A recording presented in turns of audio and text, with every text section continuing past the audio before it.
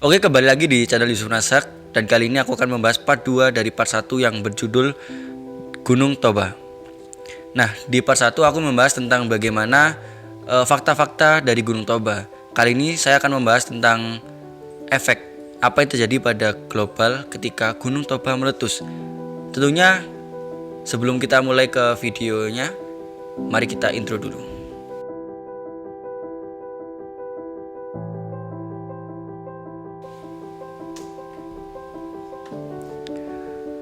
Oke, jadi sekarang kita akan membahas efek-efeknya ya.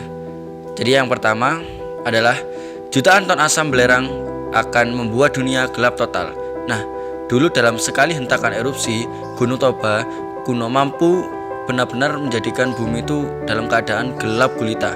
Dan itu tidak hanya dalam waktu berbulan-bulan saja, tapi bertahun-tahun. Seperti yang di video saya yang di part pertama, jangka waktunya adalah 6-10 tahun. Jadi bumi akan gelap sepanjang 6-10 tahun.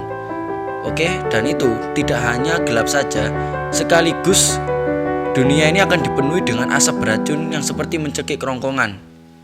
Nah, bahkan ketika ini terjadi di masa lalu, dunia tiba-tiba gelap seketika seperti ketika Sumatera dan Kalimantan terkena bencana asap. Nah, seperti ini ilustrasinya ya. Nah, Kalimantan sama Sumatera waktu gelap aja seperti ini. Nah, ini lebih parah lagi ketika Gunung Toba itu erupsi. Oke, yang kedua, kehidupan akan mati. Tak hanya membuat dunia gelap dan polusi, erupsi Toba di masa lalu juga membuat kepunahan. Nah, kok bisa? Nah, ternyata material erupsinya menyeliputi bumi secara keseluruhan, tidak hanya di Indonesia saja.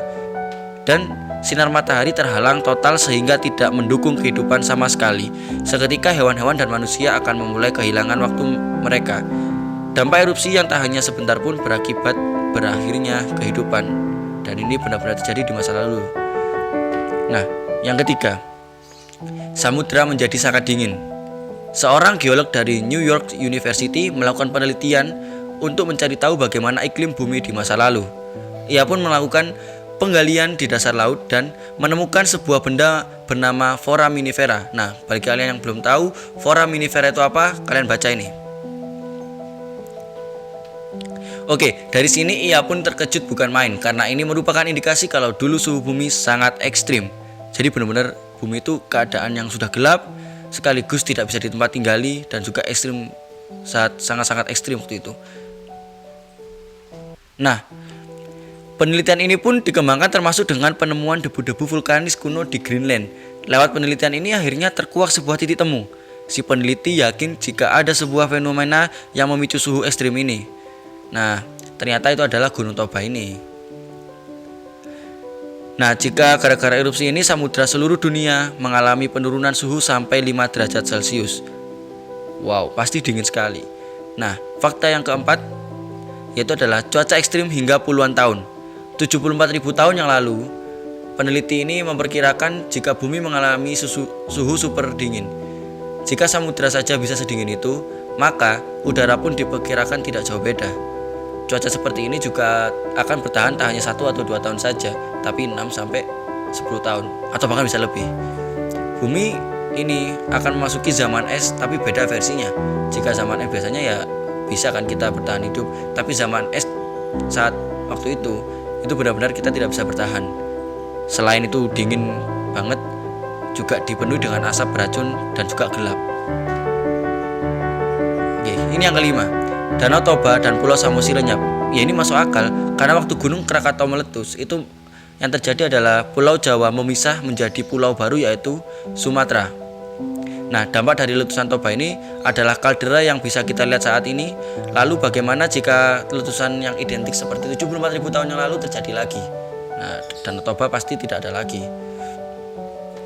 Toba terletak di pertemuan 3 lempeng tektonik, yaitu Eurasia, Indo-Australia, dan Pasifik. Saling tumbuk 3 lempeng ini menyebabkan subduksi atau penyusupan, sehingga gara-gara ini eksistensi Danau Toba sendiri jadi terancam. Saat erupsi sendiri pasti juga akan terjadi lontaran besar. Di momen tersebut pasti juga akan mengakibatkan sebagian pulau Samosir terlempar. Yang terakhir adalah memicu gunung lain juga aktif atau bahkan saat itu bisa erupsi bersamaan. Nah, gunung api memiliki jalur penghubung satu dengan lain-lainnya. Ketika satu bereaksi, maka yang lainnya pun akan terpicu. Seperti kasus beberapa waktu lalu ketika gunung-gunung api di Indonesia tiba-tiba bersamaan aktif. Nah, jika pemicunya itu adalah super volcano seperti Toba, maka sudah tentu yang lainnya pasti akan terpengaruh lebih kuat lagi. Setelah Toba meledak, maka kemungkinan besar deretan gunung yang berada pada jalur tektoniknya ikut erupsi juga. Nah, jika gunung-gunung meletus bersamaan, maka gak kebayangkan ngerinya. Toba aja sudah seperti itu, apalagi gunung-gunung lainnya. Adapun alat-alat canggih yang sifatnya hanya memberikan peringatan, tidak mencegah. Jadi manusia benar-benar nggak bisa memperkirakan apa yang akan terjadi atau kapan terjadinya. Alat-alat apapun nggak bisa. Dan jika bencana ini terjadi, maka sepertinya tamat sudah kehidupan di bumi. Jadi itu adalah kengerian yang terjadi jika Toba itu meletus. Dan semoga ini tidak terjadi pada masa-masa kita.